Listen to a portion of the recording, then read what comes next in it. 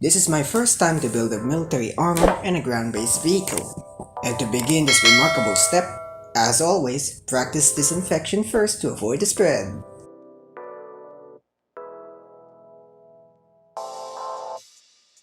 Inside the kit, we have the plastic model unassembled, 2 instructional manuals, and last we have our decals. Before we build, we must always clean our plastic models in a warm water with soap and vinegar mixed in it. Once you are done cleaning, let it dry in one place and you can start assembling right away.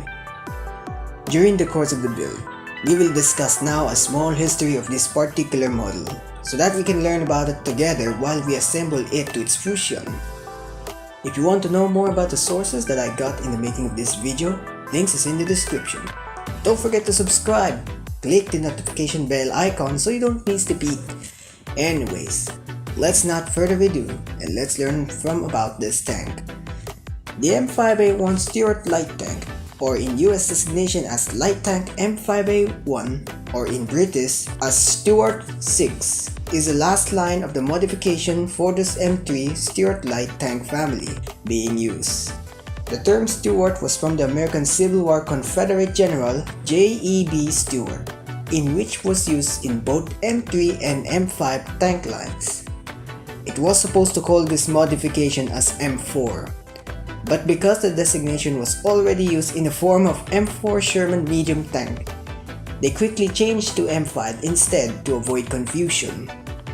While this variant is limited in reconnaissance and support roles in the European theater, they excel the most in the Pacific theater, as the Imperial Japanese Army had no light tanks comparable to the performance of the Stuarts. The tank itself is a response to relieve the wartime radial aero engines that was used in the M3 by using 2 Cadillac V8 automobile engines and a twin high-dramatic transmissions as a replacement. This tank is much cooler, quieter, roomier, and simple to drive thanks to its design and its automatic transmission inside. The new model was designated M5 and features a lot of new modifications, such as a redesigned hull with a raised rear deck over the engine compartment, sloped glacis plate, and driver's hatches moved on to the top. Although with a lot of criticisms in terms of the tank's firepower, this improved model still keeps its same 37mm gun as its main caliber. The M5A1 is the improved version of the M5, featuring the turret that can be found in M3A3. The M3s were in production in 1941, but gradually replaced by M5 during 1942. The M5A1 was the US Army's major variant in the 1943s, until it was later replaced by more versatile M24 Chaffee light tanks in 1944.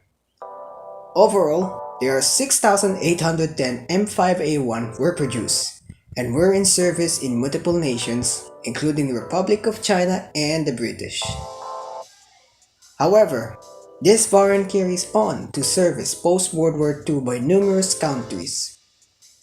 One good example is the major use of this variant, as well as our old but reliable M3A3, is during this Chinese Civil War, which was resumed to the Imperial Japanese defeat in World War II. The war, divided into 2 phases with an interlude, started from 1957 and lasted in 1945, fought between Kuomintang or KMT-led government of the Republic of China and the forces of the Chinese Communist Party. Having suffered by the major attrition of the Civil War, the Chinese Nationalist Army had rebuilt their force by acquiring surplus armor from the Philippines that was left behind by the US. 21 of them was M5A1s to equip 2 companies. The M5A1 were sought in the finest hours during the Battle of Koning-2 in 1949, in which earned its name as the Bear of Kinmen. The M5 also played a significant role in the First Kashmir War in 1947 between India and Pakistan, as well as the Battle of Zoji La Pass, fought at an elevation of nearly 12,000 feet or 3,700 meters. Fun fact, this variant takes only 1 engine to move forward. But in order to reverse this armored beast, they will need to use 2 engines at work. This is making them the most unique quirk ever have in a light tank.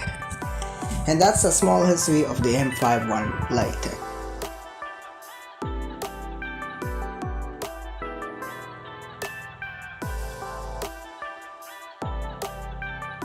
And that's the small history of the M5A1 light tank.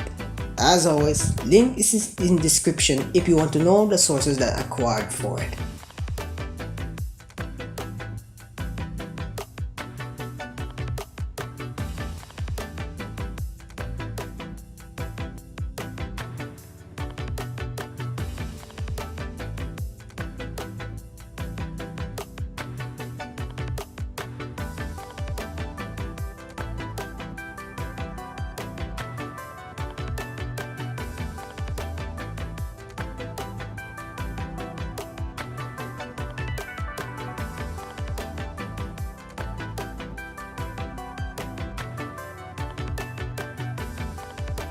I used Tamiya acrylic olive drab in color to paint the lower and upper hull and the turret of the tank. I get the little stick and give it a good mix for 30 seconds.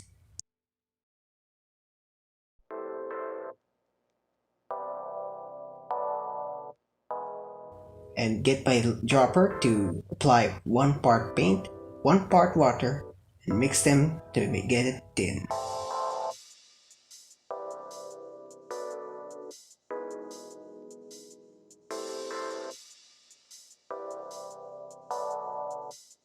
I gave them 2 to 4 coats of paint.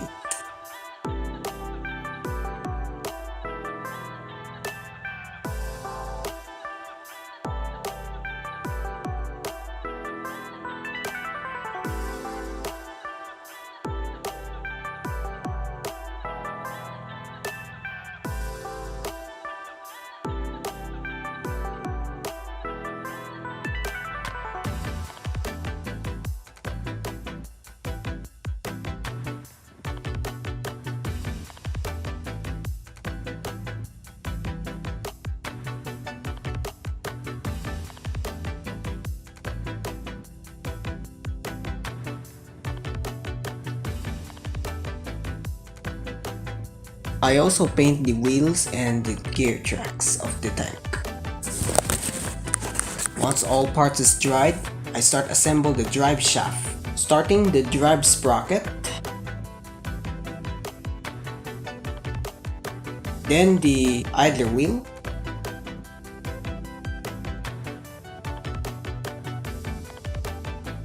and finally the suspension.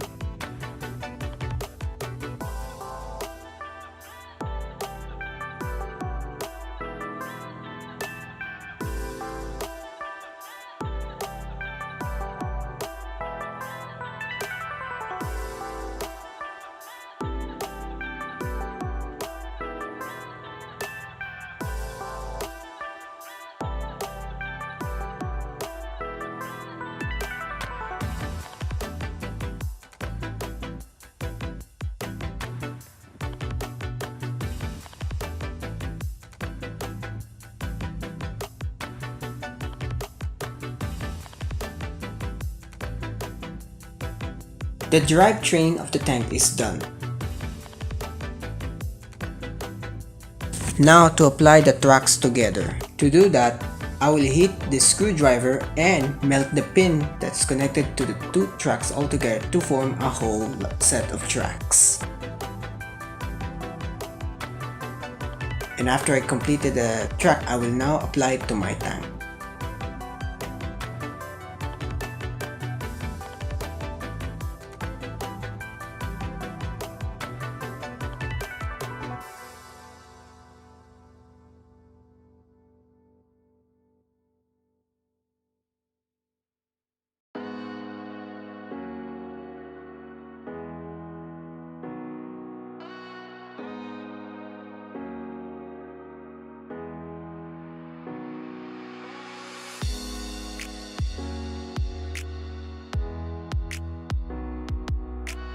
Now I painted the track armor using 1 part metallic silver and 1 part gray, then thin them with water and apply them. I also painted the tools of the tank, which later to be assembled. It's time to assemble the track armor.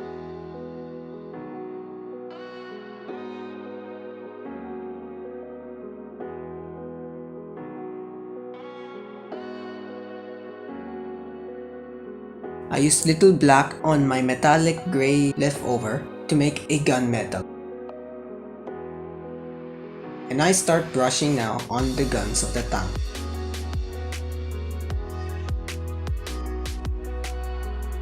I now start assembling the Pintle mounted machine gun. I use acrylic gold to paint the bullets of the machine gun on the ammo box and place it on the top of the turret.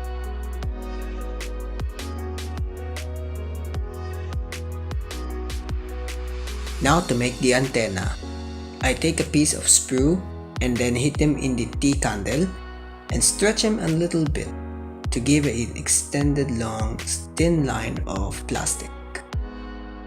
I assemble the stands of the tools that mentioned earlier so that I can paint them with burnt umber. I choose the color since it has closely related to reddish brown in color.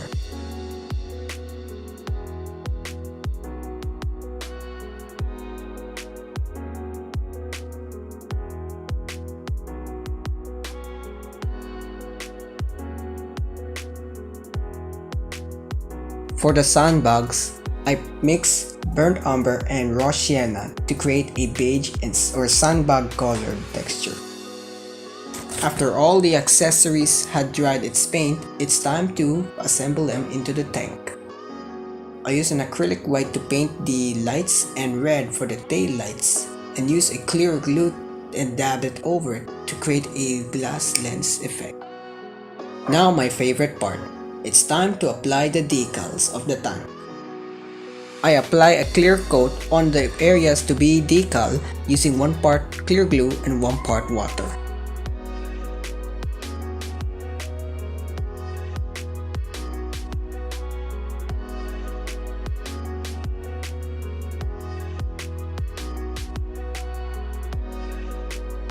I will use a number 15 car E-Tank Company 83rd Cavalry Battalion 3rd Armor Division as a decal. To apply the decal on your model, I use a vinegar and water solution as a decal solution and then dip the decal into it for about 30 to 50 seconds, and using my paintbrush, I move it if it's moving on the decal paper, and if it's moving, I'm now going to transfer it to my model carefully.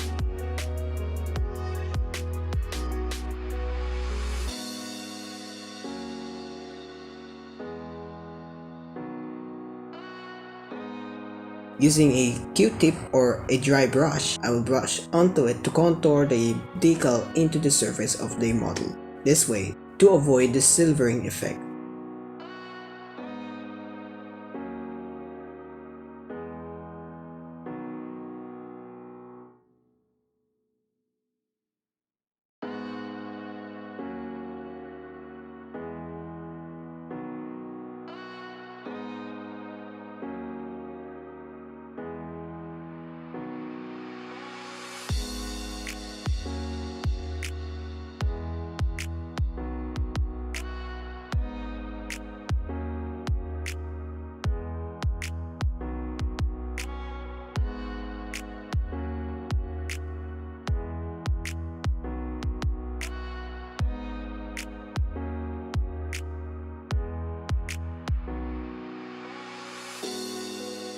It's time to put the panel lines of the tank.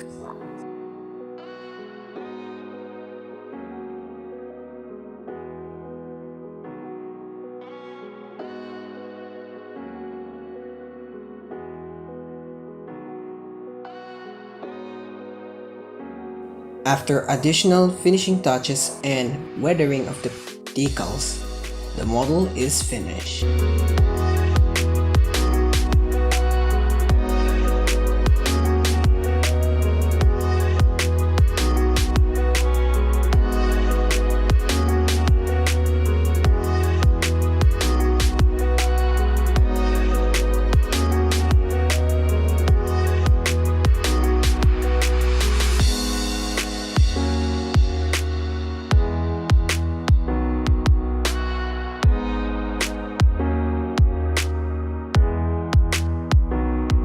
freedom is served. And what kind of freedom without subscribing and giving a like of this video?